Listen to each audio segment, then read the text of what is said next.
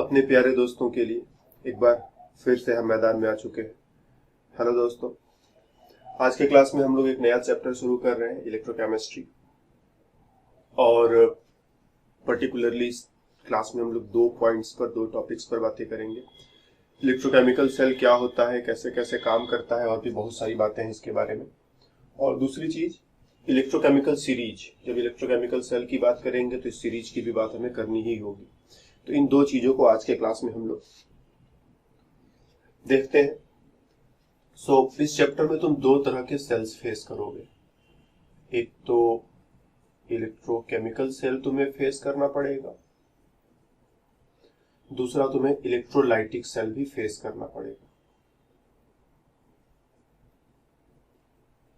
Electrochemical cell and electrolytic cell. Electrochemical cell किसको कहते हैं? तो हम कहेंगे ये एक ऐसा डिवाइस है, ऐसा डिवाइस है, ऐसा डिवाइस है, ऐसा यंत्र है, ऐसी चीज है, ऐसी मशीन है जो क्या करता है, केमिकल एनर्जी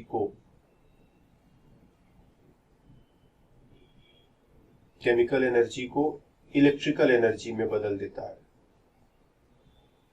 इलेक्ट्रिकल एनर्जी में बदल देता है। जैसे हम लोग बड़ा ही सिंपल एक एग्जांपल लें, तुम्हारे घरों में गैस स्टोव होता है,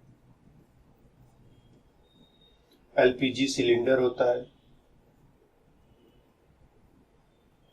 तो ये गैस स्टोव करता क्या है, ये इस एलपीजी सिलेंडर के अंदर या तो प्रोपेन होगा या ब्यूटेन होगा या फिर इसका मिक्सचर होगा, कुछ ऐसा ही एक बार हमने पढ़ा था कि एलपीजी सिलेंडर में प्रोपेन और ब्यूटेन का मिक्सचर होता है। तो ये गैस स्टोव करता क्या है, प्रोपेन और ब्यूटेन को बर्न करता है और तुम्हें हीट एनर्जी देता है। प्रोपेन का फॉर्मूला लिखना चाहो तो C3H8 कुछ ऐसा लिख सकते हो, ब्यूटेन का फॉर्मूला लिखना चाहो तो C4H10 कुछ ऐसा लिख सकते हो। मतलब देयर आर सर्टेन कंपाउंड्स, कुछ कंपाउंड है मेरे पास, कुछ केमिकल है मेरे पास जो एक रिएक्शन में शामिल हो रहा है, ऑक्सीजन के साथ रिएक्शन करेगा। बर्न होने का मतलब ऑक्सीजन के साथ रिएक्शन करेगा और उसमें कुछ एनर्जी मिलेगी, उस एनर्जी से हम अपना खाना पका लेंगे। अगर ये स्टोव न रहे तो क्या करोगे, तुम सीधे सीधे गैस की टंकी खोल दो और उसमें माचिस जला दो, पूरा का पूरा कमरा जल जाएगा और उसके साथ में भी तुम भी न पक जाओ। तो जरूरी क्या है, मेरे को एक स्टोव चाहिए, एक इंस्ट्रूमेंट चाहिए जो चीजों को अच्छे से हैंडल कर सके। रिएक्शन हो तो कंट्रोल्ड वे में हो और हीट थोड़ी थोड़ी अच्छे से निकले जिससे मेरा खाना पके, हम खुद न पक जाए। तो यहाँ पर ये केमिकल बोले तो प्रोपेन और ब्यूटेन और साथ ही साथ हवा में ऑक्सीजन है। ऑक्सीजन तुम्हें खरीदना नहीं पड़ता, वैसे ही मिल जाता है। तो प्रोपेन खर्चा हुआ, ब्यूटेन खर्चा हुआ, ऑक्सीजन खर्चा हुआ, और ये सब खर्च होने के बाद तुम्हें हीट एनर्जी मिली। तो कुछ चीजें खर्च हुई और तुम्हें एनर्जी मिली। एक दिन ऐसा आएगा कि सिलेंडर में सारा प्रोपेन ब्यूटेन खत्म हो जाएगा, सिलेंडर खाली हो जाएगी, अब तुम खूब अपना स्टोव जलाते रहो, उसमें कुछ नहीं जलेगा। तो जब तक प्रोपेन ब्यूटेन है तब तक तुम्हारा खाना बनता रहेगा, जब तक सिलेंडर में गैस है तब तक तुम्हारा खाना बनता रहेगा। कुछ वैसा ही चीज यहाँ पर केमिकल एनर्जी को इलेक्ट्रिकल एनर्जी में कन्वर्ट करना है। मतलब मेरे पास कुछ चीजें हैं जो खर्च होंगी, कुछ चीजें हैं, कुछ केमिकल्स है जो खर्च होंगी। जैसे बहुत ही सिंपल सेल, फ्यूल सेल तुम लोग आगे चल करके पढ़ोगे, उसमें हाइड्रोजन और ऑक्सीजन खर्च होगा। हाइड्रोजन और ऑक्सीजन खर्च होगा तो वाटर बनेगा और वाटर बनने के साथ साथ एनर्जी मिलेगी। अब मेरे पास एक ऑप्शन है कि हम सीधा सीधा क्या करें, हाइड्रोजन को लाएं और ऑक्सीजन को लाएं, दोनों को सीधे कांटेक्ट में लाएं, थोड़ा सा माचिस जला दे, तुरंत जलेगा, वाटर बनेगा और ढेर सारा हीट निकलेगा और खेल खत्म। लेकिन हम ऐसा नहीं करेंगे। हम एक प्रॉपर इंस्ट्रूमेंट का जब इस इंतजाम कर देंगे कि हाइड्रोजन और ऑक्सीजन इस तरह से डायरेक्टली रिएक्शन न कर ले, बल्कि मेरी मर्जी से, मेरे तरीके से रिएक्शन करे, तो हाइड्रोजन और ऑक्सीजन रिएक्शन करेंगे और जो एनर्जी मिलेगी ये हीट एनर्जी न होकर के इलेक्ट्रिकल एनर्जी होगी। हम उसी हाइड्रोजन और ऑक्सीजन ही रिएक्शन करेंगे, एनर्जी मिलेगी, लेकिन जो एनर्जी होगी अब की बार हीट में नहीं कन्वर्ट होगी, बल्कि क्या होगी, इलेक्ट्रिकल एनर्जी होगी। सेम वे ये जो प्रोपेन और ब्यूटेन को जलाने की बात कर रहे हैं, एक तो सीधा है कि ऑक्सीजन के साथ बर्न होने दिया और हीट मिलता चला गया। इसको भी हम अगर प्रॉपर डिवाइस बना सके तो हम ब्यूटेन और प्रोपेन को भी ऑक्सीजन के साथ ही रिएक्शन कराएंगे, लेकिन जो एनर्जी मिल रही है अगर हम अच्छा सा डिवाइस मैनेज कर सके तो हम ये कर सकते हैं कि इस एनर्जी को हीट में न लेकर के हम एनर्जी के टर्म्स में ले सकते हैं। जैसे बाजार में तुमने कोई चीज बेचा तो तुम पैसे की जगह कह सकते हो मेरे को पैसा मत दो, पैसे के बदले ये चीज या वो चीज दे सकते हो तो दे दो। तो ऐसा भी हो सकता है कि तुमने सामान बेचा, पैसा मिला, एक ये रास्ता है। लेकिन हर बार पैसा ही ले कोई जरूरी नहीं, हम पैसे के बदले दूसरी चीजें भी उसी कीमत की या उस तरह से कुछ दूसरी चीजें ले सकते हैं। तो यहाँ पर भी क्या है, रिएक्शन होगा, रिएक्शन में प्रोडक्ट बनेगा, एनर्जी बनेगी। लेकिन हमारा टारगेट है कि एनर्जी मेरे को हीट में ना मिले, एनर्जी जो है मेरे को इलेक्ट्रिसिटी में मिले, क्योंकि हीट से मेरा मोबाइल नहीं चल सकता, हीट से मेरा टीवी नहीं चल सकता। पता चला अपना टीवी उसको ले जाकर गैस सिलेंडर के ऊपर और गैस स्टोव के ऊपर रख दिया कि एनर्जी दे रहे हैं, टीवी चलेगा, और बस टीवी का राम नाम सत्य। मोबाइल में बैटरी खत्म हो गई, ले जाकर गैस स्टोव पर रख करके बर्नर दबा दिया कि भैया एनर्जी मिलेगी और मोबाइल चार्ज हो जाएगा, मोबाइल का राम नाम सत्य। तो मेरे को एनर्जी हीट वाली नहीं चाहिए, मेरे को एनर्जी इलेक्ट्रिसिटी वाली चाहिए। तो मेरे को कुछ दूसरा डिवाइस लेना पड़ेगा, दूसरा अरेंजमेंट लेना पड़ेगा। तो इलेक्ट्रोकेमिकल सेल बस एक सिंपल सेल है, एक सिंपल डिवाइस है जिसके अंदर एक रिएक्शन चल रहा है और रिएक्शन में होने वाली एनर्जी जो है वो एनर्जी तुम्हें हीट के फॉर्म में न मिलकर के इलेक्ट्रिसिटी के फॉर्म में मिलेगी, इलेक्ट्रिकल एनर्जी, इलेक्ट्रिसिटी मिलेगी। और इलेक्ट्रोलाइटिक सेल इसका ठीक उल्टा होता है, उसमें तुम इलेक्ट्रिकल एनर्जी खर्च करते हो, इलेक्ट्रिकल एनर्जी खर्च करते हो तो तुम्हें केमिकल एनर्जी मिलेगी। मतलब एक रिएक्शन, इसमें क्या हो रहा था, यहां पर जैसे देखो तो रिएक्शन हो रहा है, रिएक्शन के बदले में एनर्जी मिल रही है। और इसमें उल्टा होता है कि एक रिएक्शन नहीं हो रहा है, एक रिएक्शन नहीं हो रहा और मेरे को रिएक्शन कराना है, तो रिएक्शन को जबरदस्ती कराने के लिए हम इलेक्ट्रिकल एनर्जी खर्च कर रहे हैं। जैसे अब यही क्या है, ऑक्सीजन और हाइड्रोजन मिलकर के वाटर तो अपने आप बना लेते हैं और एनर्जी तुम्हें मिलेगी।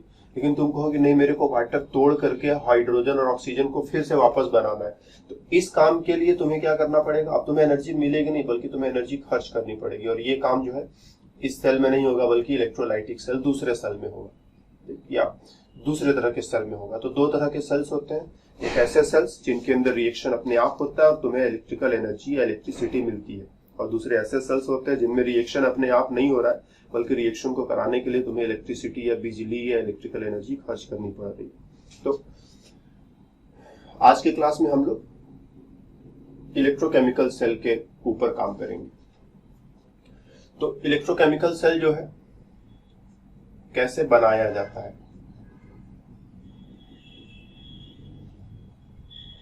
तो हम लोग एक सिंपल रिएक्शन लिखते हैं, जिंक प्लस कॉपर सल्फेट मिलाकर के जिंक सल्फेट और कॉपर बना देते हैं। कॉपर सल्फेट में कॉपर पर 2 पॉजिटिव चार्ज, सल्फेट पर 2 नेगेटिव चार्ज, जिंक सल्फेट में जिंक पर 2 पॉजिटिव चार्ज, सल्फेट पर 2 नेगेटिव चार्ज। रिएक्शन बैलेंस्ड है, ये कट जाएगा, सल्फेट सल्फेट कट जाएगा। तो अब जो वर्किंग रिएक्शन है, जिंक और कॉपर आयन मिलकर के,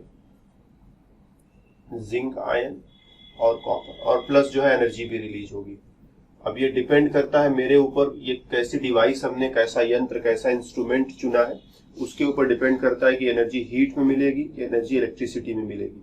तुम बस क्या करो, एक कटोरे में दोनों को मिला दो, सीधा एक कटोरा लाओ, दोनों में इन दोनों को मिला दो, जिंक को मिला दो, कॉपर सल्फेट को मिला दो, दोनों रिएक्शन करेंगे, एनर्जी हीट में तुम्हें मिलेगी। जो भी एनर्जी रिलीज होगी वो हीट की तरह से रिलीज होगी, तुम्हारा कटोरा गर्म हो जाएगा, हाथ में लिए रहोगे तुम्हें भी, तुम्हारा हाथ भी जल जाए, तो ये एनर्जी हीट वाली एनर्जी। तो मेरे को कटोरे में रिएक्शन नहीं कराना, मेरे को एक सुटेबल इंस्ट्रूमेंट चाहिए, सुटेबल यंत्र चाहिए, सुटेबल डिवाइस चाहिए जिसकी मदद से यही एनर्जी इलेक्ट्रिसिटी में कन्वर्ट हो जाए। तो हम क्या करेंगे, हम समझ सकते हैं यहाँ 2 रिएक्शंस हो रहे हैं, एक ऑक्सीडेशन हो रहा है, ऑक्सीडेशन बोले तो loss of electron, electron loss हो रहा है, और दूसरा रिडक्शन हो रहा है। रिडक्शन बोले तो gain of electron, gain of electron. तो एक तरफ इलेक्ट्रॉन लूज किया, दूसरी तरफ इलेक्ट्रॉन गेन किया, राइट। एक तरफ इलेक्ट्रॉनों को लूज किया, एक तरफ इलेक्ट्रॉनों को गेन किया, दोनों को सीधे कटोरे में मिला दिया तो क्या हुआ, दोनों ने अपना इलेक्ट्रॉन का लेन देन, एक ने इलेक्ट्रॉन दिया दूसरे ने इलेक्ट्रॉन लिया, तुम ऐसा कह सकते हो। एक तरफ हो रहा है कि जिंक जो है वो जिंक 2+ में कन्वर्ट हो रहा है और 2 इलेक्ट्रॉन लूज कर रहा है। दूसरी तरफ जो है कॉपर आयन जो है वो 2 इलेक्ट्रॉन पा करके कॉपर मेटल में कन्वर्ट हो जा रहा है। एक तरफ इलेक्ट्रॉन रिलीज हुआ, दूसरी तरफ इलेक्ट्रॉन कंज्यूम हुआ। तुम कह सकते हो यही इलेक्ट्रॉन जो यहाँ पर निकला यहाँ पर आकर के खर्च हो जाएगा। तो तुमने कटोरे में मिला दिया तो क्या हुआ, दोनों डायरेक्टली इलेक्ट्रॉन का लेन देन कर लिया और जो भी एनर्जी रिलीज हुआ हीट में रिलीज हो गया। अब हम क्या करेंगे, यही रिएक्शन हम लोग कटोरे में ना करा करके हम लोग क्या करेंगे, 2 अलग अलग सिस्टम बना लेंगे। एक हमने ऐसे बर्तन ले लिया जिसमें हमने जिंक सल्फेट का सोल्यूशन भर दिया, जिंक सल्फेट सोल्यूशन भर दिया, इसमें एक जिंक की ऐसे रॉड लगा दी, जिंक का रॉड लगा दिया। फिर दूसरा बर्तन ले लिया, और इसमें जो है हमने इस बार कॉपर सल्फेट सोल्यूशन भर दिया और इसमें हमने क्या किया, कॉपर की रॉड लगा दी। अब इन रॉड्स को एक वायर की मदद से जोड़ने का भी इंतजाम कर लिया कि इनको वायर से जोड़ देंगे, ये दोनों वायर्स को आपस में ला करके जोड़ सकते हैं। तो जब तुम जोड़ोगे तो क्या होगा, इधर से जिंक ऑक्सीडाइज होगा, जिंक 2+ और 2 इलेक्ट्रॉन यहां से निकलेंगे। ये जो दोनों इलेक्ट्रॉन निकले हैं, इधर अगर तुमने वायर को जोड़ रखा है तो दोनों इलेक्ट्रॉन क्या है, चले उधर की तरफ। जब इधर से इधर पहुंचेंगे तो इधर यही कॉपर 2+ है जो दोनों इलेक्ट्रॉनों को एक्सेप्ट करके कॉपर मेटल में कन्वर्ट हो जाएगा। तो एक तरफ हुआ ऑक्सीडेशन, दूसरी तरफ हुआ रिडक्शन। लेकिन इस बार हमने ऐसा इंतजाम किया है कि एक ही दोनों को मिला नहीं दिया। ऑक्सीडेशन और रिडक्शन होने 2 अलग अलग कंपार्टमेंट्स में हो रहे हैं, एक अलग हो रहा है, दूसरा अलग हो रहा है। और इलेक्ट्रॉन का लेन देन ये सीधा नहीं कर सकते, ये अपना इलेक्ट्रॉन यहाँ से वहां पहुंचाना चाहता है या वहां से यहाँ पहुंचाना चाहता है, तो अपना इलेक्ट्रॉन सीधे सीधे नहीं पहुंचा पा रहा है। हमने ऐसा इंतजाम किया कि तुम चाह करके भी अपना इलेक्ट्रॉन सीधे सीधे भेजना चाहो तो इलेक्ट्रॉन सीधा पहुंच नहीं पाएगा। मेरी मदद चाहिए तुमको, इलेक्ट्रॉन मेरी मदद से भेजना पड़ेगा। मैं क्या करूंगा भैया, बीच में अपना एक वायर लगा दूंगा कि चलो ये रहा मेरा वायर, और वायर के थ्रू इलेक्ट्रॉन तुम यहाँ से यहाँ भेज सकते हो। और साथ ही साथ क्या करूंगा, वायर में बीच में एक अपना बल्ब लटका दूंगा। तो अब जब तुम्हारा इलेक्ट्रॉन यहाँ से होकर के जाएगा, मेरे घर में से होकर के जाएगा, तो हम कहेंगे मेरे घर में से होकर जा रहे हो तो एक काम करो, कुछ काम भी मेरा करते जाओ, नहीं तो जाने नहीं दूंगा। तो अब ये इलेक्ट्रॉन को बल्ब में से होकर के जाना पड़ेगा और इलेक्ट्रॉन जो है बल्ब को जलाएगा। ठीक, हम इस कनेक्शन को थोड़ा ऐसे बना देते हैं, यहाँ पर एक स्विच लगा देते हैं ताकि स्विच को दबाए तभी इलेक्ट्रॉन इधर से इधर जाए, स्विच न दबाए तो इलेक्ट्रॉन इधर से इधर न जा पाए। तो स्विच को जोड़ करके हम इलेक्ट्रॉनों को यहाँ से यहाँ जाने के लिए रास्ता देंगे और बीच में अपना बल्ब, पंखा, टीवी जो लगाना है लगा दो। इलेक्ट्रॉन जब जाएगा तो बल्ब क्या करेगा, इलेक्ट्रॉन की एनर्जी से थोड़ा थोड़ा अपना काम चलाएगा, पंखा जो इलेक्ट्रॉन की एनर्जी से थोड़ा थोड़ा काम चलाएगा, टीवी जो इलेक्ट्रॉन की एनर्जी से अपना थोड़ा थोड़ा काम चलाएगा। तो जो इलेक्ट्रॉन इधर से इधर जा रहे थे, भाई इलेक्ट्रॉन जा रहा है तो डेफिनेटली इलेक्ट्रॉन के पास एनर्जी होगी, ये समझ लो। अगर एनर्जी न होता तो वो जाता ही नहीं, बिना एनर्जी की कोई कैसे एक जगह से दूसरी जगह जा सकता है। एनर्जी कहाँ से आई हम लोग डिस्कस भी कर लेंगे, लेकिन इलेक्ट्रॉन में कुछ एनर्जी है, उसकी वजह से वो एक तरफ से दूसरी तरफ जा रहा है और बीच में बत्ती, पंखा, टीवी, कंप्यूटर, मोबाइल जो भी तुम लगा दो वो चलेगा, उस इलेक्ट्रॉन की एनर्जी की वजह से चलेगा। तो हम लोग इलेक्ट्रोकेमिकल सेल में एग्जैक्टली यही कराते हैं कि एक रिएक्शन जो हो सकता है, ऐसा रिएक्शन मत लेना जो हो ही नहीं सकता, एक रिएक्शन जो हो सकता है हमने उसको पकड़ा, redox reaction, specially redox reaction.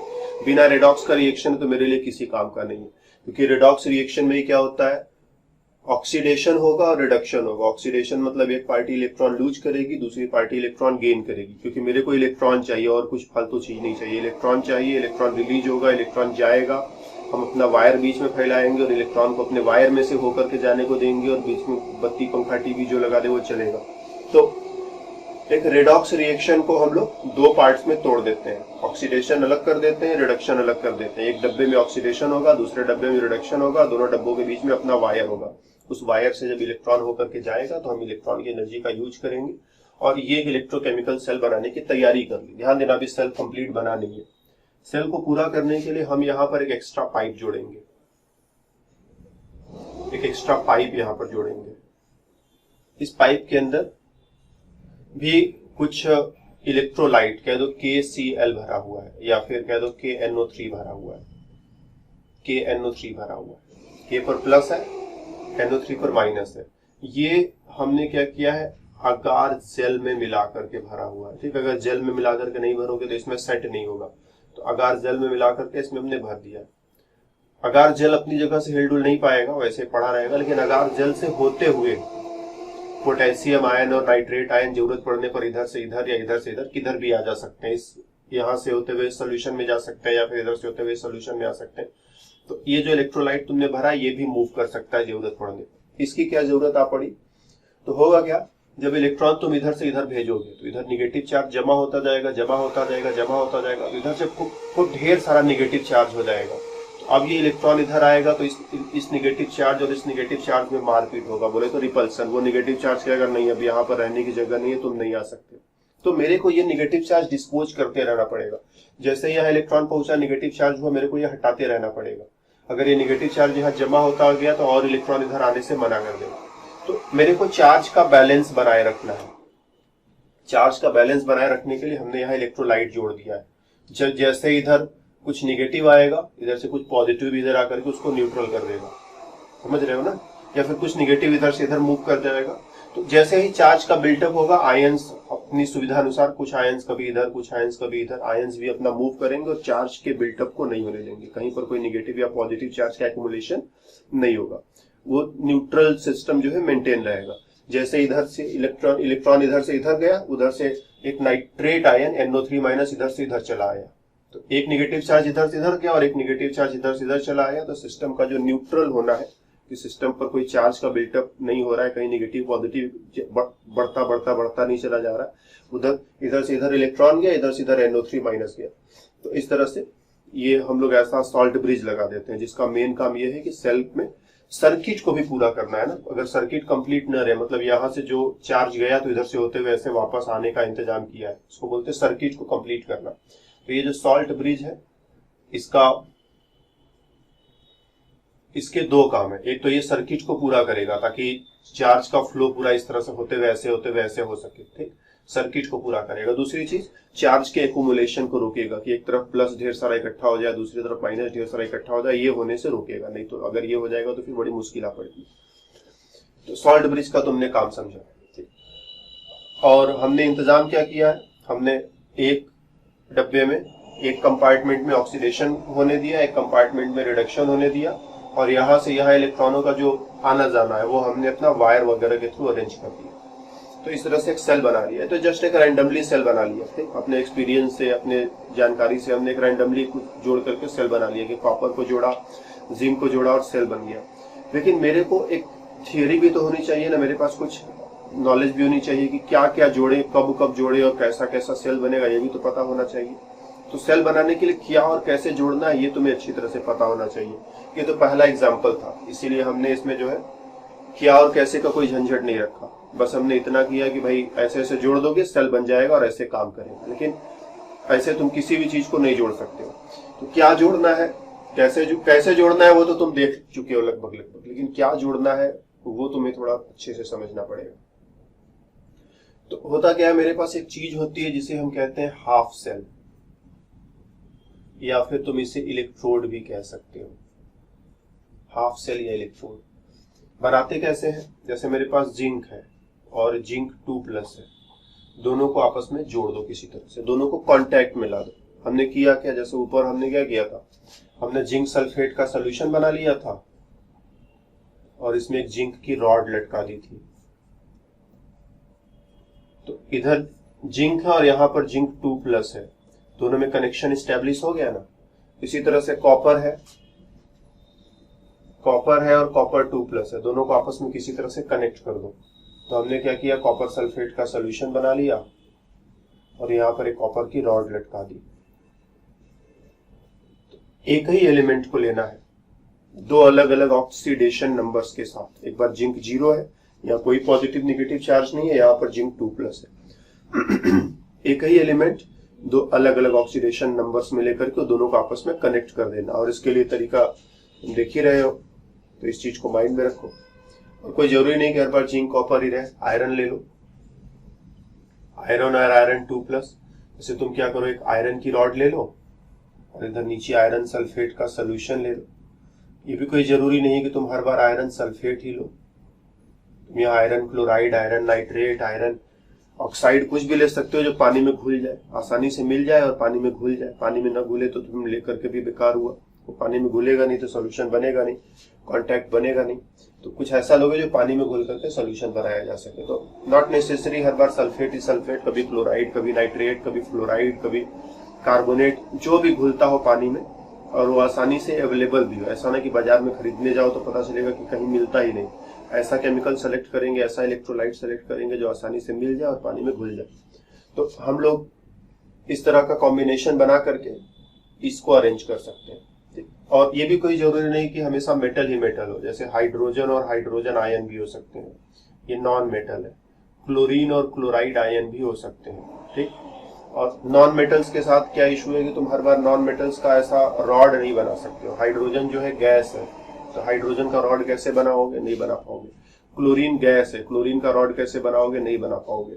तो तुम करते क्या हो, एक ऐसा पाइप बना लो, ट्यूब बना लो, इसमें यहां से हाइड्रोजन को जाने की या कोई भी गैस को जाने का इंतजाम करो, और यहां पर एक metal wire, most of the time इसको हम प्लेटिनम का वायर लेते हैं, और इसके अंतिम वाले एंड पर एक प्लेटिनम का ही प्लेट लगा देते हैं, ठीक। और इस चीज को हम लोग एक सोल्यूशन में डिप कर देंगे। जैसे यहाँ हाइड्रोजन है, तो यहाँ पर जो सोल्यूशन होगा कह दो HCl का सोल्यूशन है या H2SO4 का सोल्यूशन है। तो HCl का सोल्यूशन है तो H प्लस और Cl माइनस रहेगा ही रहेगा। तो इधर से हाइड्रोजन, इधर से H प्लस, इधर से हाइड्रोजन गैस भेज रहे हो, ये गैस आएगा, इसमें से बबल बन बन करके इधर से वापस बाहर भी निकल जाएगा, नो डाउट बाहर भी निकल जाएगा, लेकिन बाहर निकलते निकलते वो H प्लस आयन के कांटेक्ट में आ जाएगा ना। तो H प्लस आयन और हाइड्रोजन मॉलिक्यूल दोनों कांटेक्ट में आए, और दोनों के कांटेक्ट में आते ही जो तुम्हारा हाफ सेल जो कह रहे थे, हाफ सेल या इलेक्ट्रोड, वो तुमने बना लिया। तो ऐसे कोई भी हाफ सेल, कोई भी इलेक्ट्रोड बना सकते हो। और जब ऐसे ऐसे दो इलेक्ट्रोड्स को जोड़ दोगे, ठीक है, ऐसे ऐसे दो इलेक्ट्रोड्स को, जैसे हमने ऊपर जोड़ा था, कोई भी दो इलेक्ट्रोड सोच लो, बना लो, और बनाने के बाद दोनों को जोड़ दो, जैसे ऊपर जोड़ा था वैसे यहाँ भी जोड़ दो। जोड़ते ही तुम्हारा सेल तैयार हो गया, सेल काम करने को तैयार हो गया, ठीक। तो सेल बनाना कोई मुश्किल काम नहीं। हाफ सेल लिया और दो हाफ सेल को मिला करके आपस में कंप्लीट सेल बना लिया। हाफ सेल बनाने के लिए क्या करोगे, एक ही एलिमेंट के दो अलग अलग ऑक्सीडेशन स्टेट्स को, जिंक और जिंक 2+, कॉपर और कॉपर 2+, आयरन और आयरन 2+, हाइड्रोजन और हाइड्रोजन आयन, क्लोरीन और क्लोराइड आयन, कोई पॉजिटिव आयन ही जरूरी नहीं है, निगेटिव आयंस भी काम करते हैं। या फिर इवन ऐसा भी हो सकता है कि आयरन 2+ एंड आयरन 3+, ये भी काम करेगा, इसमें कोई मेटल नहीं है, दोनों ही मेटल आयंस है, लेकिन अलग अलग ऑक्सीडेशन नंबर्स में है ना। तो इस ये भी हाफ सेल का काम करेगा। तो इस तरह के तुम हाफ सेल्स बना सकते हो, और ये हाफ सेल्स क्या करेंगे, हाफ सेल्स का इस्तेमाल क्या है, ये दो हाफ सेल्स को जोड़ करके तुम एक कंप्लीट सेल बना सकते हो। अब हमने चलो एक कंप्लीट सेल बना लिया। तो कंप्लीट सेल बनाया, जैसे तुम अपने घरों में बैटरीज देखते हो, कुछ बैटरी 6 वोल्ट की, कुछ बैटरी 12 वोल्ट की, मोबाइल की बैटरी देखोगे 1.5 वोल्ट की या 2.5 वोल्ट की या 3 वोल्ट की, जो भी हो, प्रत्येक बैटरी का अपना एक वोल्टेज होता है। उस बैटरी के अंदर क्या है, इसी तरह के कुछ केमिकल्स भरे हुए हैं जो आपस में रिएक्शन करके तुम्हें वोल्टेज या इलेक्ट्रिसिटी प्रोवाइड करा रहे हैं, राइट। तो ये कितने वोल्ट का सेल तैयार हो गया, जो सेल तुमने बनाया उस सेल का पोटेंशियल क्या है, सेल के अंदर रिएक्शन क्या चल रहा है, ये सब चीजें मेरे को समझनी होती है। सेल बनाया कैसे वो हमने समझ लिया, ये हमको कुछ नहीं करना है। दो हाफ सेल्स को जोड़ा और जोड़ करके एक हाफ सेल बनाया, दूसरा हाफ सेल बनाया, बीच में वो वायर और सॉल्ट ब्रिज लगा करके जोड़ दिया, सेल तैयार हो गया। लेकिन सेल के अंदर क्या रिएक्शन होने जा रहा है, और सेल का पोटेंशियल कितना है, सेल का वोल्टेज कितना है, 2 वोल्ट है, 3 वोल्ट है, 5 वोल्ट है, आधा वोल्ट है, क्या तैयार हुआ, मेरे को ये भी समझना है। तो सेल के अंदर रिएक्शन क्या होगा, दो चीजें, सेल के अंदर रिएक्शन क्या होगा, एक तो ये देखना है, और सेल का पोटेंशियल या फिर इसको EMF, इलेक्ट्रोमोटिव फोर्स भी नाम देते हैं, ठीक। सेल पोटेंशियल या EMF या इलेक्ट्रोमोटिव फोर्स कितना वोल्ट होगा, जैसे कभी 6 वोल्ट हो सकता है, कभी 5 वोल्ट हो सकता है, कभी आधा वोल्ट ही हो सकता है, कभी 0.05 वोल्ट हो सकता है। तो वो कैलकुलेशन पर हमारे डिपेंड करेगा। तो ये जो पोटेंशियल है ये कैसे कैलकुलेट करें, सेल के अंदर रिएक्शन किस डायरेक्शन में होगा वो अपने को पता लगाना है, ये कैसे कैलकुलेट करें। तो यहां पर एक चीज हम लोगों को ध्यान देनी होगी, हमारे पास कुछ हाफ सेल्स होते हैं, जैसा कि हमने ऊपर देखा। जैसे हमने क्या किया, लिथियम आयन और लिथियम को मिला करके हाफ सेल बना लिया। तो प्रत्येक हाफ सेल का अपना एक पोटेंशियल होता है, ध्यान देना, जितने भी हाफ सेल्स है सबका अपना अपना एक पोटेंशियल होता है। तो लिथियम और लिथियम आयन बना लिया, इसका पोटेंशियल है 3.05, ठीक। इस कपल का पोटेंशियल, लिथियम आयन और लिथियम का जो पोटेंशियल है 3.05, इसको हम लोग बोल देते हैं स्टैंडर्ड ऑक्सीडेशन या रिडक्शन पोटेंशियल। ये डिपेंड करता है हमने कैसे लिखा हुआ है। अगर हम लिखते हैं लिथियम आयन से लिथियम का पोटेंशियल तो ये है 3.05 प्लस में, और अगर हम लिखते हैं लिथियम से लिथियम आयन का पोटेंशियल, सॉरी इसको हमने उल्टा लिख दिया, ये माइनस में और ये जो है प्लस में। तो अगर हम इस डायरेक्शन का पोटेंशियल बता रहे हैं कि जब लिथियम आयन से लिथियम बनेगा तो पोटेंशियल है नेगेटिव 3.05 वोल्ट, और लिथियम से लिथियम प्लस बन रहा है तो पोटेंशियल है पॉजिटिव 0.35 वोल्ट। पॉजिटिव मतलब रिएक्शन इस डायरेक्शन में होने की टेंडेंसी नेचुरल है, ध्यान देना। पॉजिटिव मतलब रिएक्शन इधर होना चाहता है और पोटेंशियल पॉजिटिव है, और निगेटिव मतलब हम रिएक्शन उधर होना तो नहीं चाहता लेकिन हम पेपर पर उल्टे डायरेक्शन में यदि लिखना चाहें तो हम पोटेंशियल को ऐसे भी लिख सकते हैं। तो नेगेटिव मतलब ये रिएक्शन ऐसे होगा नहीं, तुमने लिख जरूर रखा है ऐसे, लेकिन ये ऐसे आसानी से होने वाला नहीं है। और पॉजिटिव मतलब ये रिएक्शन आसानी से होने वाला है। तो प्रत्येक रिएक्शन एक ही डायरेक्शन में अपने आप होता है, दूसरे डायरेक्शन में तो अपने आप होता नहीं है। कोई चीज जैसे बॉल है ऊपर से नीचे अपने आप गिर गई, लेकिन नीचे से ऊपर तो अपने आप नहीं चढ़ेगी ना। तो एक डायरेक्शन में अपने से होगा पॉजिटिव पोटेंशियल, दूसरे डायरेक्शन में अपने से नहीं होगा, कह सकते हो नेगेटिव पोटेंशियल। तो ये चीज प्रत्येक इलेक्ट्रोड के साथ है, और प्रत्येक इलेक्ट्रोड का पोटेंशियल तुम दो तरह से लिख सकते हो। अगर तुमने ये रिडक्शन लिखा हुआ है इसको कहोगे रिडक्शन पोटेंशियल, और अगर तुमने ये ऑक्सीडेशन लिखा हुआ है तो तुम कहोगे ऑक्सीडेशन पोटेंशियल। तो प्रत्येक हाफ सेल का जो पोटेंशियल है उसे तुम दो तरह से प्रेजेंट कर सकते हो, ऑक्सीडेशन पोटेंशियल या रिडक्शन पोटेंशियल। तो हम कोई एक तरीका जानते हैं तो दूसरा तो हम समझ ही जाएंगे कि अगर ये वाला इतना है तो दूसरा वाला इतना हो जाएगा। जैसे लिथियम का oxidation potential reduction potential -3.05 volt है, तो ऑक्सीडेशन पोटेंशियल +3.05 वोल्ट है। तो इस तरह से कर करके हम लोग एक सीरीज बना लेते हैं, एक टेबल बना लेते हैं कि लिथियम प्लस ऑब्लिक लिथियम, मतलब इससे ये बनेगा तो पोटेंशियल -3.05। ध्यान देना, इसको उल्टा कर दोगे तो ये प्लस में हो जाएगा। मतलब रिएक्शन जब इधर से इधर होगा तो पोटेंशियल माइनस में, और रिएक्शन जब इधर से इधर होगा तो पोटेंशियल प्लस में। सेम वे में सोडियम के लिए भी हम ऐसा कर सकते हैं, -2.71। हम लोग सोडियम के बाद चलो मैग्नीशियम के लिए ऐसा कर लेते हैं। मैग्नीशियम आयन से यदि मैग्नीशियम बनता है तो इसका जो पोटेंशियल है -2.36। हम लोग एल्यूमिनियम के लिए ऐसा कर सकते हैं, एल्यूमिनियम के लिए जो पोटेंशियल है दैट इज -1.6। इन वैल्यूज को याद नहीं रखना है, लेकिन डिस्कशन के लिए कुछ तो हमें लिखना पड़ेगा, तो इसलिए हम लिख रहे हैं। इन्हें याद नहीं रखना है, ठीक, बस समझना है कि ऐसा होता है। फिर एल्यूमिनियम के बाद हम लोग जिंक को लिख ले रहे हैं। जिंक 2+ से जिंक बनेगा, पोटेंशियल है -0.76। सब वोल्ट में चल रहा है, सब कुछ वोल्ट में चल रहा है। फिर आयरन है, आयरन 2+ से आयरन, पोटेंशियल है -0.44 वोल्ट। फिर हाइड्रोजन आयन से हाइड्रोजन, इसका पोटेंशियल है 0.00 वोल्ट। ठीक है, ये जीरो कैसे हो गया? तो एग्जैक्टली ये जीरो नहीं होता है, ये जीरो नहीं होता। हम क्या करते हैं, हम इसी के रिलेटिवली, इसी के रेस्पेक्ट में नापते हैं कि बाकी सबका पोटेंशियल कितना। जैसे अगर हम बनारस में रहते हैं तो अब मेरे से किसी ने पूछा इलाहाबाद कितना दूर है, तो हम कहते हैं इलाहाबाद जो है 125 किलोमीटर दूर है। तो ये कहने की जरूरत नहीं है कि इलाहाबाद बनारस से 125 किलोमीटर की दूर है, क्योंकि हम भी बनारस में, वो भी बनारस में है। वो उसने पूछा इलाहाबाद कितना दूर है, हमने बता दिया 125 किलोमीटर दूर है, तो वो समझ गया कि यहाँ से जहां पर हम लोग खड़े हैं वहां से इलाहाबाद की दूरी जो है वो 125 किलोमीटर की है। तो जब भी कोई तुम दूरी नापोगे, वो कहाँ पर खड़े होकर के दूरी बता रहे हो वो मैटर करता है। मेरे घर से ताजमहल की दूरी कुछ और होगी, तुम्हारे घर से ताजमहल की दूरी कुछ और होगी, दिल्ली से ताजमहल की दूरी कुछ और होगी, कोलकाता से ताजमहल की दूरी कुछ और होगी। तो हम लोग अब सब लोग बताने लगे अपने अपने तरीके से, भाई ताजमहल 200 किलोमीटर दूर है, कोई बता रहा है 300 किलोमीटर दूर है, कोई बता रहा है ताजमहल 400 किलोमीटर दूर है। सब अपने अपने घर से बताओगे तो बड़ी कंफ्यूजन हो जाएगी। तो हम लोग क्या करते हैं कि स्टैंडर्ड फिक्स कर लेते हैं कि दिल्ली से ताजमहल की दूरी इतनी है, दिल्ली स्टैंडर्ड हो गया। तो दिल्ली से दिल्ली की दूरी क्या हो गई? 0, क्योंकि दिल्ली पर ही खड़े होकर के जब बताओगे दिल्ली से दिल्ली की दूरी क्या है? 0। तो इसी तरह से जब हम लोग पोटेंशियल बताते हैं तो हमेशा एक इलेक्ट्रोड के रेस्पेक्ट में, तो इसकी तुलना में कितना ज्यादा या इसकी तुलना में कितना कम।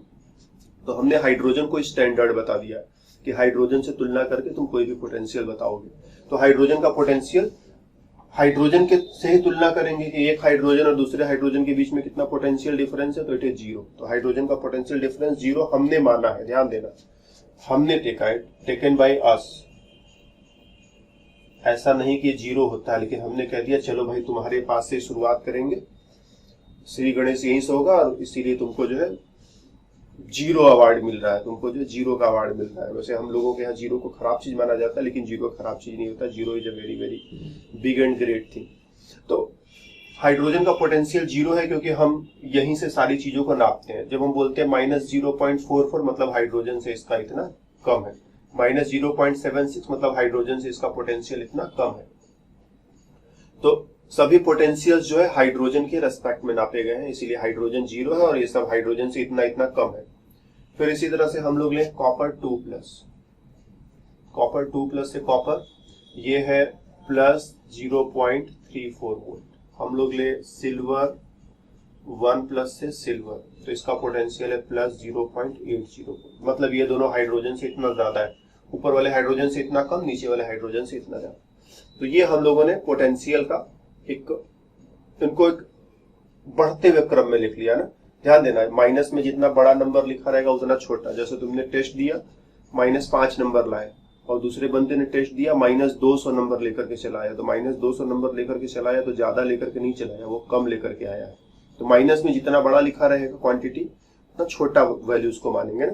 तो इसने टेस्ट दिया -3 नंबर ये पाया, और इसने टेस्ट दिया -2 नंबर पाया, इसने टेस्ट दिया -1 नंबर पाया, तो डेफिनेटली इसका नंबर बेहद कम है। तो इधर जो है smaller standard reduction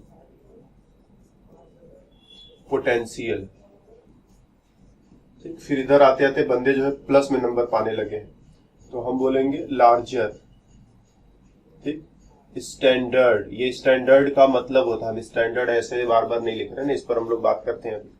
larger standard reduction potential, तो ये इन सभी कपल्स के लिए स्टैंडर्ड रिडक्शन पोटेंशियल हमने लिख दिया, एक क्रम में लिख दिया कि इधर की तरफ वैल्यू छोटा, फिर थोड़ा बड़ा, फिर थोड़ा बड़ा, बड़ा होते होते होते होते हम लोग इस तरह से इस डायरेक्शन में बढ़ा रहे हैं ना। मे बी हम सब कुछ एक साथ भी देख सकते हैं, यस हम लोग एक साथ भी देख सकते हैं।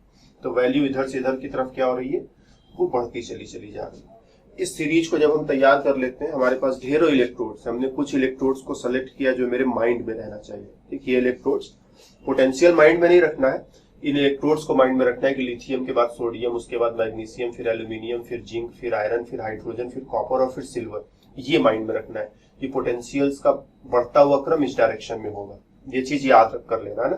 तो ढेरों है, मे बी और भी हमें आगे चल करके याद रखना पड़े, लेकिन शुरुआती में कम से कम इतना अपने माइंड में होना चाहिए। लिथियम के बाद सोडियम, फिर मैग्नीशियम, फिर एल्यूमिनियम, फिर जिंक, फिर आयरन, फिर हाइड्रोजन, कॉपर एंड सिल्वर। ये इन एलिमेंट्स के लिए और इन कपल्स के लिए स्टैंडर्ड रिडक्शन पोटेंशियल का बढ़ता हुआ क्रम है। अब सपोज हमने इसमें से कोई भी 2 इलेक्ट्रोड चुन लिया, हमने चुन लिया मैग्नीशियम चुन लिया और हमने चुन लिया आयरन चुन लिया या जिंक चुन लिया, इन दोनों को चुन लिया और इन दोनों को जोड़ दिया, जोड़ करके हमने सेल बना दिया। मैग्नीशियम को चुन लिया, आयरन को चुन लिया, दोनों को जोड़ा और जोड़ करके सेल बना लिया। तो जो सेल बनाया है उसमें किस पर ऑक्सीडेशन होगा, किस पर रिडक्शन होगा, टोटल रिएक्शन क्या होगा, सेल का पोटेंशियल क्या होगा, ये मेरे को टारगेट है कैलकुलेट करना। तो एक चीज समझ में आ गई तुम्हें कि हम लोगों के पास ये सीरीज है, इसी में से कोई भी 2 हाफ सेल हर बार हम उठा लेते हैं, ठीक है। ऐसा सीरीज होगा, कुछ लोग सीरीज को और बड़ा बना सकते हो, कुछ लोग छोटा बना सकते हो।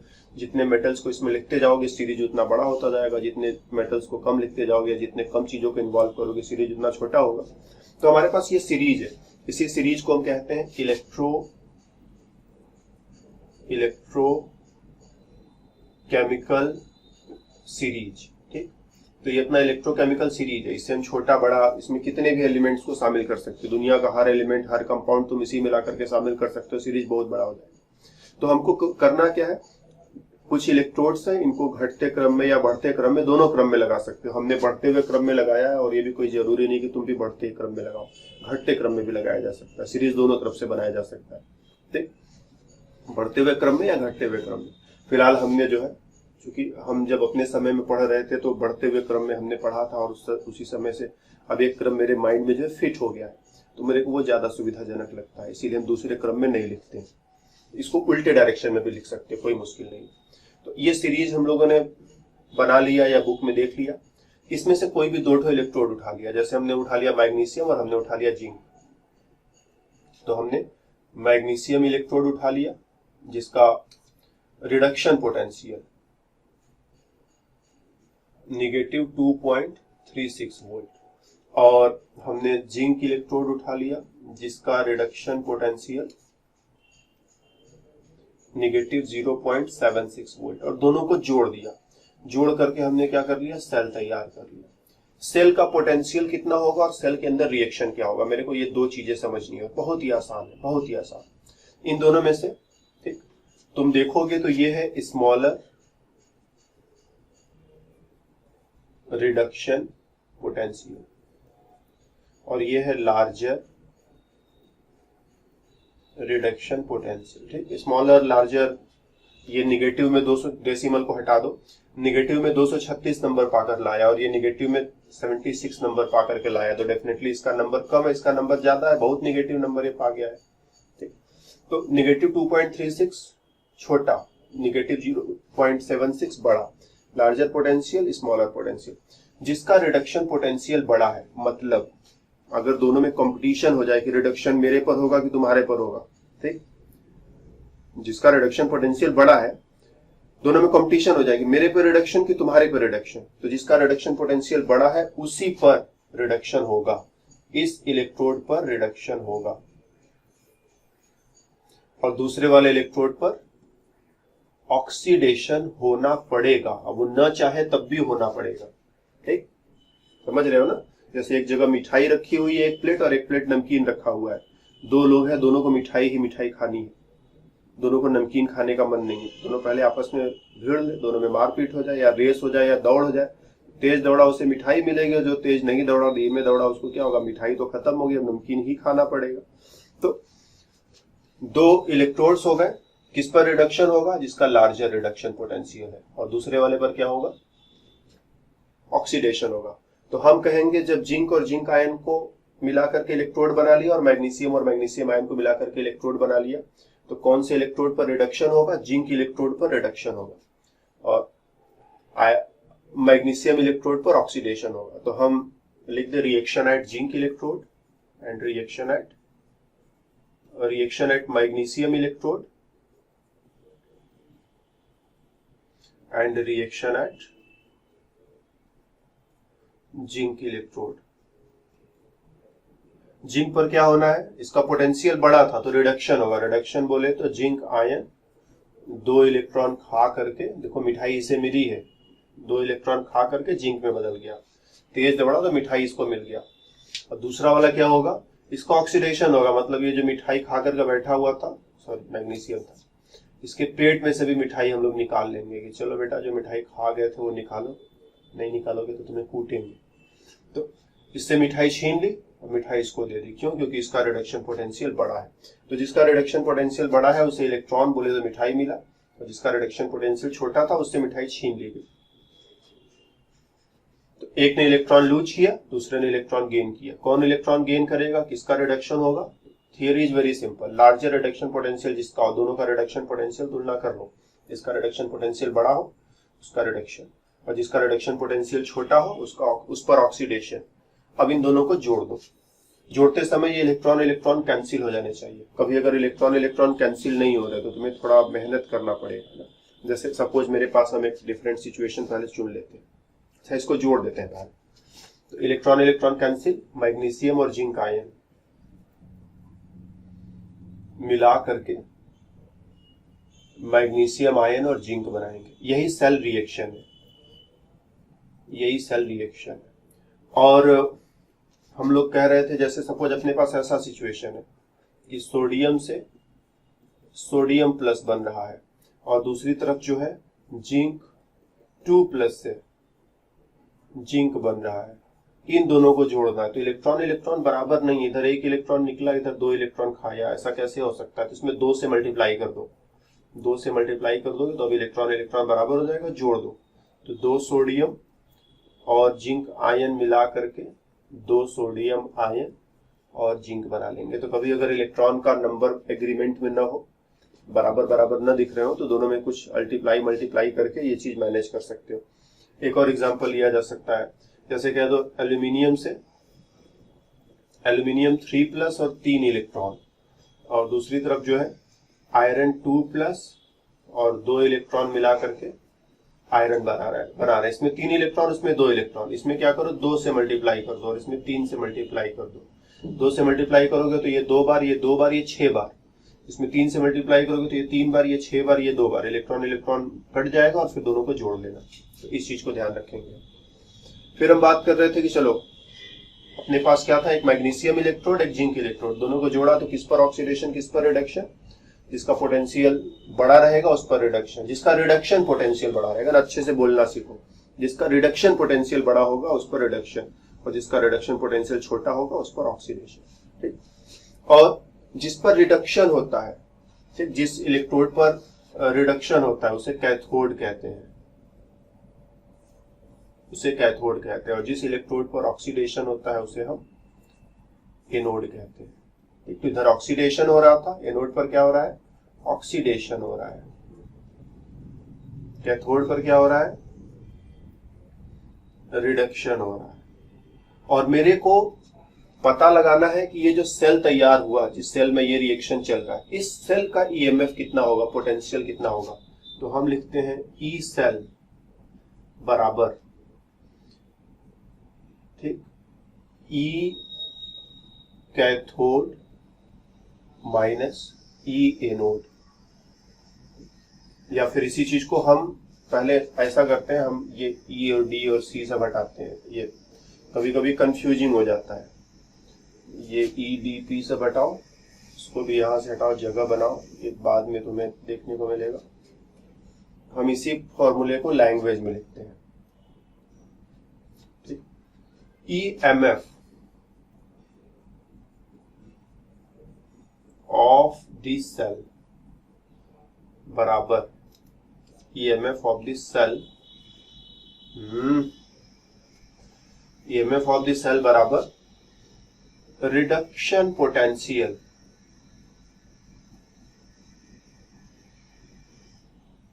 ठीक, larger reduction potential minus smaller reduction potential. ठीक, इसको भी इसी स्टाइल में लिख देते हैं हम लोग, larger reduction potential minus smaller reduction potential. Larger किसका था, जिस भी इलेक्ट्रोड का पोटेंशियल बड़ा वहां दिख रहा था उसको उठाकर यहां रख दो, जिसका छोटा दिख रहा था उसको उठाकर यहां रख दो। तो एक का था -2.76 और एक का था -2.36 और एक का था -0.76। तो ये लार्जर, ये स्मॉलर, यहां पर रखो -0.76 और इधर पे रखो -2.36 और दोनों को हटाना है तो बीच में एक्स्ट्रा माइनस लगाओगे, सॉल्व कर दो। ये निगेटिव और निगेटिव मिला दोगे तो +2.36 और ये -0.76 सॉल्व कर दोगे। तो ये सॉल्व करने के बाद इसमें से ये पॉजिटिव है, ये निगेटिव है, तो तुम्हें घटाना पड़ेगा ना। तो 2.36 में से 76 चला जाएगा तो 6 में से 6 गया 0, 13 में से 6 गया, 13 में से 7 गया तो बचा 6 और इधर बचा 1.60। तो अब जो हमारा जो सेल ऊपर हमने तैयार किया उसका पोटेंशियल है 1.60 वोल्ट। तो इस वे में लार्जर रिडक्शन पोटेंशियल में से स्मॉलर रिडक्शन पोटेंशियल को घटा करके तुम सेल को बना सकते हो। ठीक, हम लोग देख रहे थे जो लार्जर था उस पर क्या था, वो कैथोड बन रहा था। तो हम लोग कभी कभी इसी फॉर्मूले को ऐसा लिख देते हैं कि EMF ऑफ सेल बराबर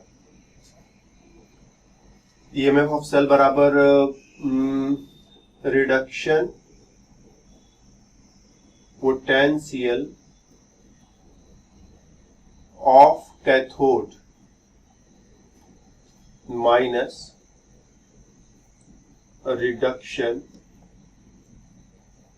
पोटेंशियल ऑफ एनोड। ठीक, ऐसा लिख करके हम लोग काम चलाते। तो EMF जो है सेल का, उसे हम ऐसे भी लिखते हैं, reduction potential of cathode minus reduction potential of anode. इस चीज को मेरे को समझ लेना है कि ये फॉर्मूला जो है ऊपर वाले फॉर्मूले से, इस फॉर्मूले से कुछ अलग नहीं है, क्योंकि जिसका रिडक्शन पोटेंशियल बड़ा रहेगा वही इलेक्ट्रोड कैथोड का काम करेगा, जिसका छोटा रहेगा वही एनोड का काम करेगा। तो हम इस फॉर्मूले को अगर आप सिंबल्स में लेकर चले आए, EMF ऑफ द सेल बराबर पोटेंशियल ऑफ द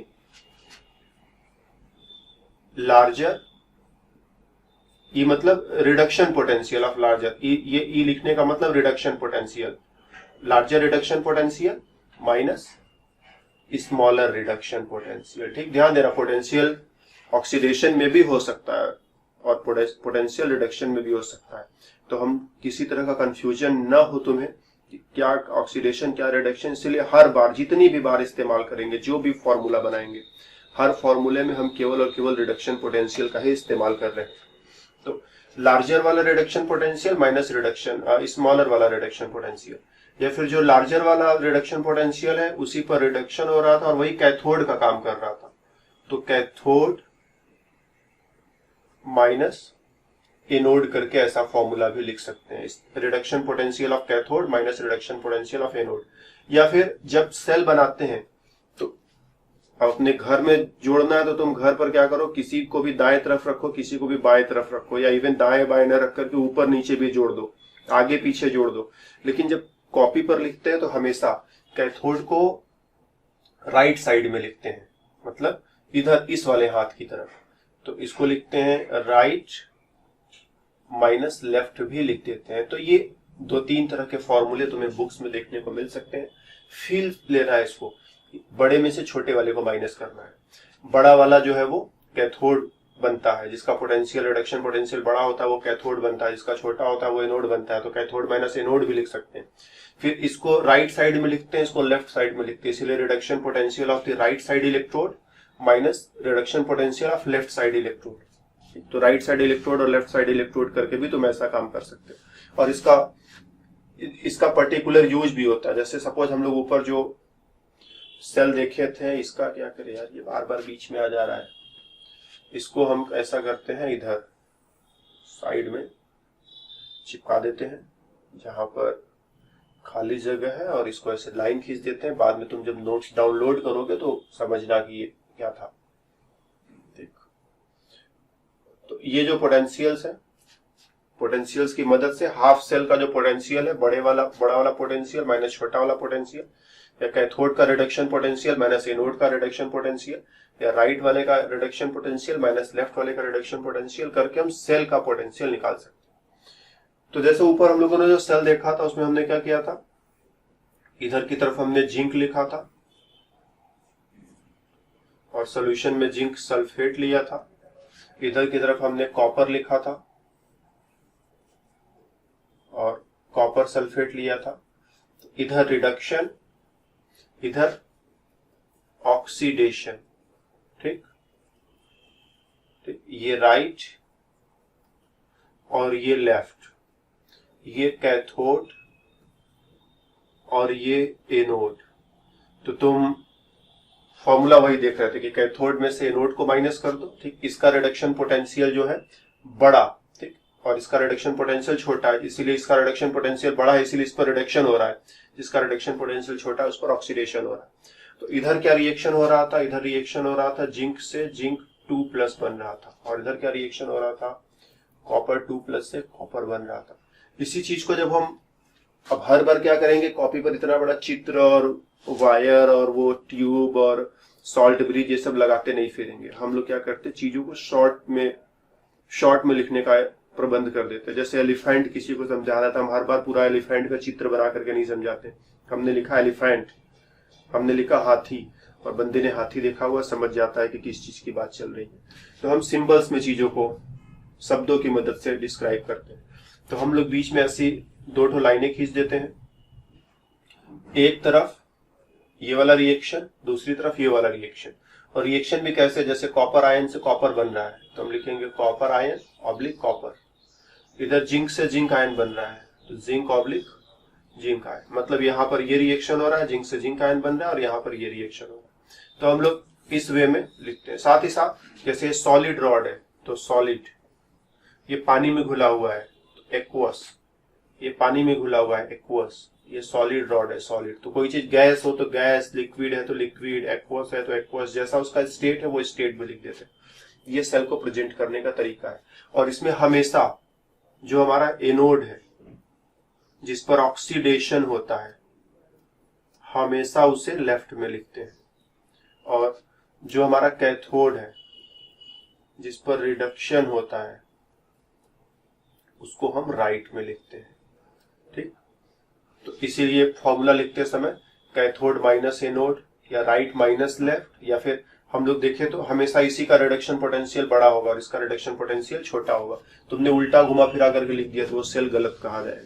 कभी कभी गलत सेल भी हमारे सामने लिख दिया जा सकता है। जैसे मान लो किसी ने सेल को गलत लिख दिया और कहा कि इसका पोटेंशियल निकालो, तो अगर सेल गलत लिखा हुआ तुमने पोटेंशियल निकाला तो पोटेंशियल माइनस में आएगा, क्योंकि हमने ऊपर जो फॉर्मूला लिखा था क्या लिखा था, E naught E of larger cell मतलब larger reduction potential minus smaller reduction potential that is equal to potential of this cell.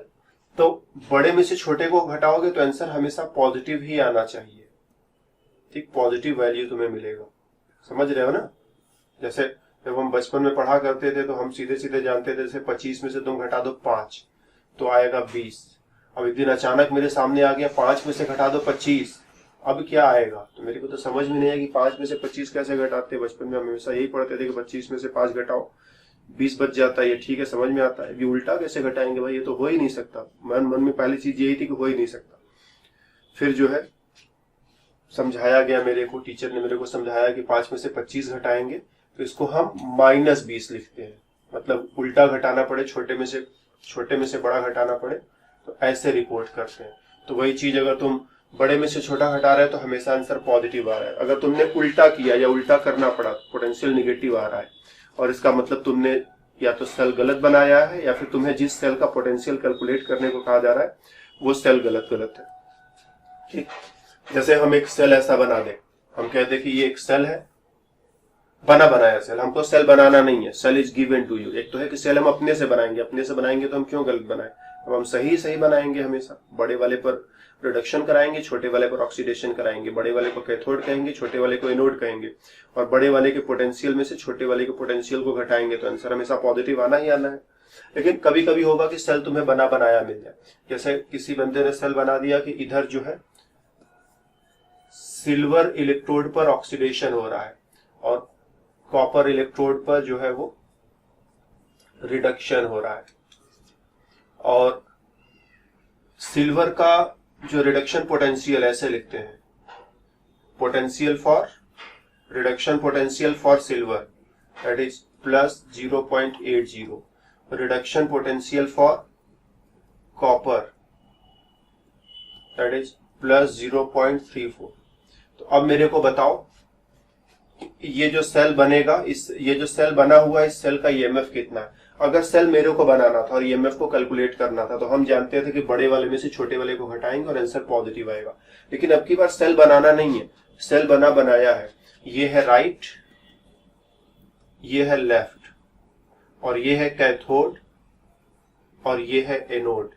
हम क्या करेंगे, कैथोड में से एनोड को या राइट में से लेफ्ट को माइनस कर देंगे। राइट वाले का रिडक्शन पोटेंशियल कितना है 0.34, लेफ्ट वाले का कितना है 0.80, और जब हम माइनस करेंगे तो हम कहेंगे सेल का जो पोटेंशियल है that is right minus left, तो 0.34 पॉजिटिव में और इधर 0.80 पॉजिटिव में, और बीच में घटाने के लिए माइनस लगाओगे तो 0.34 पॉजिटिव में -0.80 ये हो जाएगा। सॉल्व करोगे तो 0.46 निगेटिव में आएगा, सब वोल्ट में चल रहा है ना।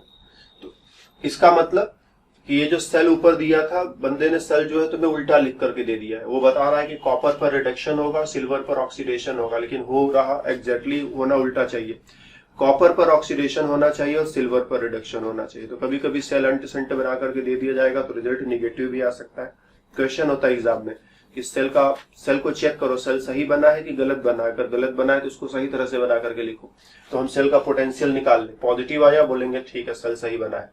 राइट वाले में से लेफ्ट वाला घटाकर देखा, पॉजिटिव आया मतलब सेल सही लिखा है, नेगेटिव आया मतलब सेल गलत लिखा है। अब मेरे को इस सेल को सही करना है, ठीक, सही कैसे करेंगे इसको हम, तो हम कहेंगे कॉपर पर रिडक्शन लिखा हुआ है जबकि कॉपर पर ऑक्सीडेशन होना चाहिए, तो कॉपर को इधर लिखेंगे और ऑक्सीडेशन के वे में लिखेंगे। ऑक्सीडेशन मतलब कॉपर से कॉपर 2+, और इस पर तुमने ऑक्सीडेशन लिखा है तो इसको पहले दूसरी तरफ लिखो और रिडक्शन के वे में लिखो। ये ऑक्सीडेशन, ये रिडक्शन, ये उल्टा लिखा हुआ। तो अगर इस तरह से सेल एडसेंट बनाया हुआ है तो उसका पोटेंशियल जो है निगेटिव आएगा, तुम पहचान लोगे कि निगेटिव मतलब गलत पोटेंशियल, गलत सेल बना है, और फिर सेल को सही भी कर दोगे। तो इस तरह से इलेक्ट्रोकेमिकल सीरीज में से कोई भी दो इलेक्ट्रोड उठा करके अपने से सेल बनाना है तो सेल बना लेंगे, सेल का रिएक्शन भी सोच लेंगे, किस पर ऑक्सीडेशन किस पर रिडक्शन, दोनों को जोड़कर पूरा रिएक्शन लिख देंगे, और सेल का ईएमएफ भी हम लोग कैलकुलेट कर डालेंगे। ठीक, बड़े वाले में से छोटे वाले को घटा लेंगे, या अगर बना बनाया सेल है तो फिर बड़ा छोटा नहीं देखेंगे, तो हमेशा लेफ्ट में से राइट वाले को घटाएंगे। अगर पॉजिटिव आया तो बोलेंगे तुमने जो सेल बनाया था सही सेल बनाया था, और सेल का पोटेंशियल निगेटिव आ गया तो हम बोलेंगे तुमने जो सेल बनाया था वो गलत सेल बनाया था। तो सही और गलत का डिसीजन करना है तो बने बनाए सेल में तुम बड़ा छोटा मत देखना, क्योंकि तुम बड़ा छोटा देख रहे हो तब तो तुम हमेशा सही चीजें देखने की कोशिश कर रहे हो। तुम सही चीज मत देखो, तुम वो देखो जो लिखा हुआ है, जो लिखा हुआ है उसके हिसाब से कैलकुलेट करो, और हमेशा लेफ्ट में से राइट को घटाओ, और लेफ्ट में से राइट को घटाओगे अगर पॉजिटिव आया मतलब सेल सही से लिखा था, निगेटिव आया मतलब सेल गलत गलत लिखा। फिर ऊपर हम लोगों ने बार बार एक वर्ड इस्तेमाल किया, स्टैंडर्ड। स्टैंडर्ड क्या होता है भाई? तो प्रत्येक चीज जो है उसका एक अपना स्टैंडर्ड होता है। जैसे तुम मिठाई की दुकान पर जाओगे तो तुम एक्सपेक्ट करोगे कि मिठाई का दुकान जो है साफ सुथरा रहे, ये एक स्टैंडर्ड हुआ। मिठाई का डब्बा जो है बढ़िया साफ सुथरा गोल या चौकोर टेढ़ा मेढ़ा पिचका पिचका डब्बा न रहे, मिठाई जो है वो भी सुंदर सुंदर गोल गोल, उस पर अच्छी सजावट रहे। ऐसा नहीं कि मिठाई टेढ़ा मेढ़ा पिचका दबा कैसा भी, सजावट के नाम पे कुछ नहीं। तो जब चीजें स्टैंडर्ड रहती हैं तब उसका एक स्टैंडर्ड प्राइस होता है कि ये मिठाई का दुकान ऐसा ऐसा रहेगा, मिठाई ऐसी ऐसी रहेगी, और मिठाई की कीमत ये रहेगी। अब पता चला दुकान घटिया है, गंदा गंदा, मिठाई अच्छे से सजाया नहीं है, डब्बा टूटा फूटा है, तो जाहिर सी बात है दुकान में रखे हुए मिठाई की कीमत जो है वो घटती चली जाएगी। तो जब सब कुछ स्टैंडर्ड है, जो स्टैंडर्ड फॉलो करना है वो स्टैंडर्ड सारा फॉलो हो रहा है, तब तुम कहोगे ठीक है मिठाई की कीमत इतनी हम देंगे। लेकिन अगर स्टैंडर्ड फॉलो नहीं हुआ तो या तो मैं मिठाई लूंगा नहीं, या फिर अगर मिठाई लेता भी हो तो कीमत उतनी नहीं दूंगा जितनी तुमने फिक्स कर रखी है, अब कीमत तुम्हें कम करनी पड़ेगी। तो वैसा ही यहाँ पर जब भी हम किसी सेल का या किसी हाफ सेल का पोटेंशियल नापते हैं तो कुछ चीजों को स्टैंडर्ड कर देते हैं कि ये इतना इतना रहेगा तो पोटेंशियल भी ऐसा होगा। ठीक, क्या कितना कितना रहेगा? टेम्परेचर, प्रत्येक सेल का टेम्परेचर तो होगा ना। तो अगर टेम्परेचर है 25 डिग्री सेल्सियस, 25 डिग्री सेल्सियस, तो हम लोग कहेंगे ठीक है टेम्परेचर इज स्टैंडर्ड, एक चीज स्टैंडर्ड हुई। प्रेशर, अगर उसमें कोई गैस इन्वॉल्व है तो प्रेशर जो है 1 एटमॉस्फेयर होना चाहिए। सॉलिड लिक्विड का तो प्रेशर नहीं नाप सकते, गैस है तो प्रेशर 1 एटमॉस्फेयर। और अगर कोई चीज कहीं तुमने घोल रखा है, आयंस की बात कर रहे हो, ठीक, आयंस, तो उसका कंसंट्रेशन, आयंस का कंसंट्रेशन 1 मोल पर लीटर होना चाहिए। ये तीनों नॉर्म्स फॉलो कर रहे हो तो हम बोलेंगे तुम्हारा जो सेल है या जो हाफ सेल है वो स्टैंडर्ड है, सेल या हाफ सेल है वो स्टैंडर्ड है, राइट। तो इसका जो पोटेंशियल होगा वो भी स्टैंडर्ड होगा। और अगर चीजों का तुमने ध्यान नहीं रखा, टेम्परेचर 25 की जगह 50 कर रखा है, कंसंट्रेशन 1 की जगह आधा कर रखा है, प्रेशर 1 की जगह 5 लगा रखा है, तो अब ये सेल स्टैंडर्ड नहीं है, उसका पोटेंशियल भी स्टैंडर्ड नहीं होगा। तो ऊपर हमने जो टेबल लिखा था उस टेबल में लिखे हुए सारे पोटेंशियल्स हमने स्टैंडर्ड कंडीशन में लिखे थे, मतलब वो सारे वैल्यूज तभी अप्लाइड होंगे जब टेम्परेचर 25 डिग्री हो, गैसेस का प्रेशर 1 एटमॉस्फेयर हो, और आयंस का कंसंट्रेशन, कोई आयन एक्टिव आयन, ठीक, आयन भी दो तरह के हो सकते हैं, एक्टिव एंड इनएक्टिव। एक आयन जो रिएक्शन में शामिल है, दूसरा आयन जो रिएक्शन में शामिल नहीं है। जो शामिल नहीं है उससे मेरे को मतलब नहीं है, जो रिएक्शन में शामिल हो रहा है उसका कंसंट्रेशन 1 मोल पर लीटर है। तो ये तीनों चीजें अगर बराबर बराबर है तो बोलेंगे सेल अपना स्टैंडर्ड है। तीनों में से कोई भी इधर उधर तुमने हिलाया डुलाया तो अब सेल या हाफ सेल जो भी है वो स्टैंडर्ड नहीं रहा, और स्टैंडर्ड नहीं रहा तो इसका मतलब उसका पोटेंशियल भी जितना लिखा हुआ है उतना नहीं रहेगा। जैसे मिठाई के बारे में भाई अखबार में एडवर्टाइज तुमने कर रखा था कि आओगे तो दुकान साफ मिलेगा, आओगे तो डब्बा बिल्कुल गोल सा चौकोर सा ऐसा मिलेगा, मिठाई पे ऐसी ऐसी सजावट मिलेगी, और जब दुकान में गए तो पता चला कि वो सब है ही नहीं। तो हम भी बोलेंगे अखबार में जो तुम दाम लिख करके बैठे थे कि 1 किलो मिठाई 1000 रुपए का, बस वो भी तुम्हें नहीं मिलेगा। जैसी तुम्हारे मिठाई की शक्ल दिख रही है कि बस 25 रुपए मिलेगा 1 किलो का। तो इस हिसाब से जो स्टैंडर्ड अखबार में पब्लिश कर दिया था कि ये चीज हमारे मिठाई की दुकान में मिलती है, जब गए तो वो चीज नहीं मिल रही, तो दाम भी वो अखबार वाला दाम भी तुम नहीं दोगे। अखबार में बताया था कि 1 किलो मिठाई 1000 रुपए की, दुकान में गए तो देखा मिठाई उस लायक नहीं है, स्टैंडर्ड वैसा नहीं, तो हमने भी दाम कम कर दिया या मिठाई ली ही नहीं। तो जब चीजें ऐसी ऐसी रहेंगी, टेम्परेचर प्रेशर कंसंट्रेशन का वैल्यू ऐसा ऐसा रहेगा तो पोटेंशियल विल बी स्टैंडर्ड, और यदि वैल्यूज ऐसे ऐसे नहीं रहेंगे तो potential will be non standard. फिर नॉन स्टैंडर्ड के सिचुएशन में हम पोटेंशियल का नया वैल्यू कैलकुलेट भी करेंगे कि अब टेम्परेचर तुमने बदल दिया तो पोटेंशियल कितना हो गया, या कंसंट्रेशन तुमने बदल दिया तो पोटेंशियल कितना हो गया, या फिर प्रेशर तुमने बदल दिया तो पोटेंशियल कितना हो गया। That is done by using Nernst equation, जिसको हम लोग अगले दूसरे क्लास में देखेंगे ना, नर्न्स्ट इक्वेशन। इसके इस्तेमाल से हम वो टेम्परेचर, प्रेशर, कंसंट्रेशन वगैरह की मदद से होने वाला जो परिवर्तन है वो कैलकुलेट कर सकते हैं। फिलहाल इस क्लास में सारा कैलकुलेशन, सारी चीजें हम लोग स्टैंडर्ड वैल्यूज के अराउंड देख रहे हैं। तो स्टैंडर्ड के लिए सिंबल लगाते हैं, ऐसा गोला बना करके ऐसे काट देते हैं, या फिर जस्ट गोला ही बना करके छोड़ देते हैं। तो ये सिंबल हम लोग यूज करेंगे। तो अब हम जैसे लिखें तो हम लोग लिखेंगे ई नॉट, इसको नॉट पढ़ते हैं, ई नॉट सेल मतलब standard potential of the cell, standard EMF of the cell is equal to standard potential of left electrode minus standard potential of right electrode. Standard नहीं है तो ये सिंबल हटा दो, सारा क्या जाता है। अगर स्टैंडर्ड है तो सिंबल रखो, स्टैंडर्ड नहीं तो सिंबल हटा दो, ठीक। या फिर इसको लिख सकते हो ई नॉट कैथोड माइनस एनोड, या फिर ई not larger minus smaller.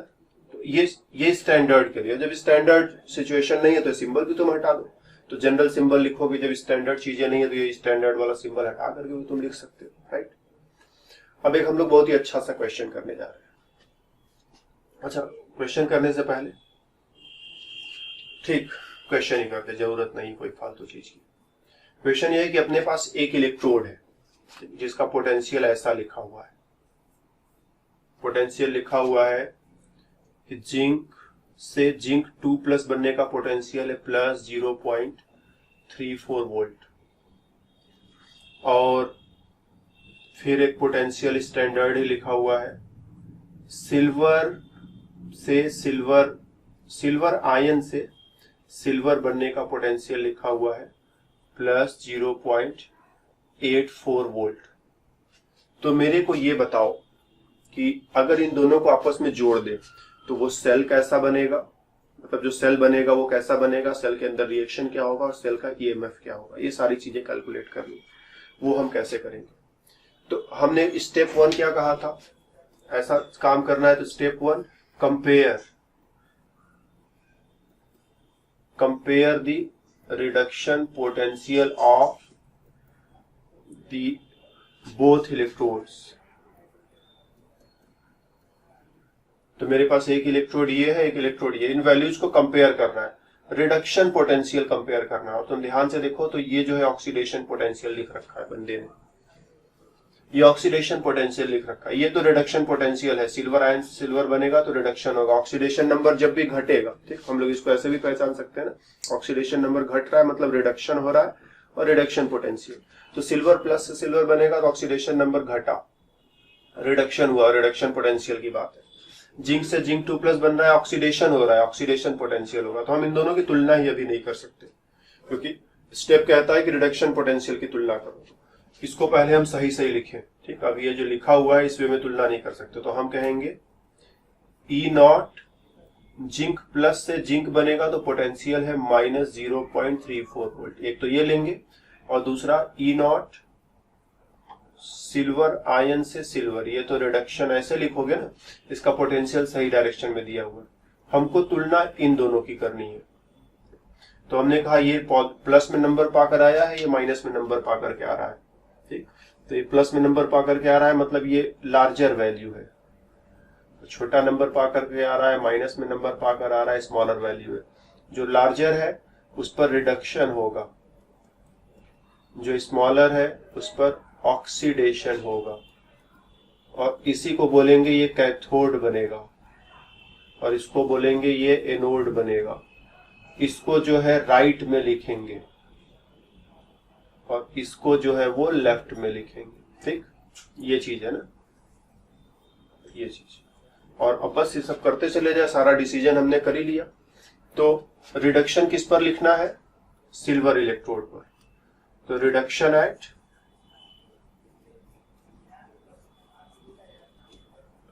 Silver electrode पर रिडक्शन कैसे लिखेंगे? सिल्वर प्लस से सिल्वर बनाएंगे, ठीक है। तुम चाहो तो ऐसे एक्वस और ऐसे सॉलिड ये सब भी लिख दो। और ऑक्सीडेशन एट जो दूसरा इलेक्ट्रोड था जो था उसको पकड़ लो, जिंक इलेक्ट्रोड है, जिंक इलेक्ट्रोड पर ऑक्सीडेशन मतलब जिंक से जिंक 2+ बनेगा, ठीक। ये सॉलिड, ये एक्वस, इसमें 2 इलेक्ट्रॉन लूज हुआ और इसमें 1 इलेक्ट्रॉन गेन हुआ। दोनों को जोड़ेंगे तो इलेक्ट्रॉन बराबर होना चाहिए। इसमें 2 से मल्टीप्लाई करके दोनों को ऐड कर लिया, तो इसके इलेक्ट्रॉन से इसका इलेक्ट्रॉन कट जाएगा और हो जाएगा 2 सिल्वर आयन और जिंक मिला करके 2 सिल्वर मेटल और जिंक आयन बना लेंगे। ये रिएक्शन हो गया। फिर मेरे को सेल का प्रेजेंटेशन भी करना है, तो हमने जो है राइट और लेफ्ट साफ साफ लिख लिया, इधर राइट इधर लेफ्ट। इस पर रिडक्शन कौन सा? ये वाला, ठीक। हमने लिख दिया 2Ag प्लस से 2Ag, या फिर ये 2 वगैरह हटा भी सकते हो, हमको असली मतलब रिडक्शन से, तो Ag प्लस से Ag, ठीक। ये एक्वस और ये सॉलिड, और इधर की तरफ जिंक से जिंक 2+, तो जिंक से जिंक 2+, ये सॉलिड और एक्वस। ये सेल हमने लिख दिया। सेल का ईएमएफ निकालना है, तो ईएमएफ ऑफ दिस सेल सब कुछ स्टैंडर्ड ही चल रहा है, इक्वल टू, चूंकि हम अपनी तरफ से कैलकुलेट कर रहे हैं तो हम कह सकते हैं लार्जर माइनस स्मॉलर। बड़ा वाला रिडक्शन पोटेंशियल कहाँ गया? ये रहा, बड़ा वाला ये रहा, छोटा वाला ये रहा, दोनों को उठा करके रख दो, तो ये हो गया प्लस 0.80 वोल्ट में चल रहा है। अब हम थोड़ा वोल्ट बार बार लिख नहीं रहे हैं, माइनस 0.34, दोनों को सॉल्व करो तो ये माइनस और माइनस मिलाकर प्लस हो जाएगा, और प्लस 0.80 दोनों को ऐड करा दो तो 8 और 3 11, 1.14 वोल्ट पॉजिटिव पोटेंशियल। मतलब हमने कैलकुलेशन सही किया, क्योंकि हम बड़े में से छोटे वाले को हटा रहे हैं। तो जब हमें कैलकुलेशन करना है तो हम क्यों गलत करने जाए? मेरे को साफ साफ पता है कि बड़े वाले रिडक्शन पोटेंशियल से छोटे वाले रिडक्शन पोटेंशियल को हटाओगे तब जा करके तुम्हारा पोटेंशियल सही से कैलकुलेट होगा। इस क्वेश्चन में ट्विस्ट क्या था कि क्वेश्चन देते समय में भी तुम्हें जो पोटेंशियल्स दिए जा रहे हैं वो रिडक्शन पोटेंशियल्स न दिए जाए। तो अगर रिडक्शन पोटेंशियल नहीं भी दिया हुआ है तो हम लोग उल्टा सीधा करके प्लस माइनस फेर बदल कर लेते हैं और रिडक्शन पोटेंशियल बना लेते हैं।